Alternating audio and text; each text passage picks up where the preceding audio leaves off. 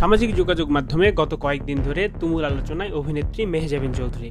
বিভিন্ন পেজ ও ভিডিওতে ছড়িয়ে পড়েছে তার বিরুদ্ধে গ্রেপ্তারি পরোয়ানা জারির খবর। তবে এই অভিযোগকে সম্পূর্ণ অস্বীকার করেছেন মেহজাবিন। তিনি তার ফেসবুক পেজে লিখেছেন, এটি ভিত্তিহীন, মিথ্যা ও উদ্দেশ্য প্রণোদিত। কিন্তু সময়ের ব্যবধানে জানা গেল খবরটি সত্য। ঢাকার নির্বাহী ম্যাজিস্ট্রেট আদালত ৩-এর বিচারক আফরোজা তানিয়া গত ১০ই নভেম্বর মেহজাবিন ও তার ভাই আলিসানের বিরুদ্ধে গ্রেপ্তারি পরোয়ানা জারি করেন। অভিযোগকারীর দাবি, ব্যবসার অংশীদার করার প্রতিশ্রুতি দিয়ে ২৭ লাখ টাকা নেয়ার পর প্রতারণা করা হয়েছে, এমনকি হুমকিও দেওয়া হয়েছে। পরোয়ানা জারির পর ১৬ই নভেম্বর মেহজাবিন ও তার ভাই আদালতে আত্মসমর্পণ করেন এবং সেখানে তারা জামিন পান। নিজের ভেরিফাইড ফেসবুক পেজে তিনি লিখেছেন, যাচাই না করে বিভিন্ন গণমাধ্যম ও সামাজিক প্ল্যাটফর্মে বিভ্রান্তিকর তথ্য ছড়ানো দুঃখজনক।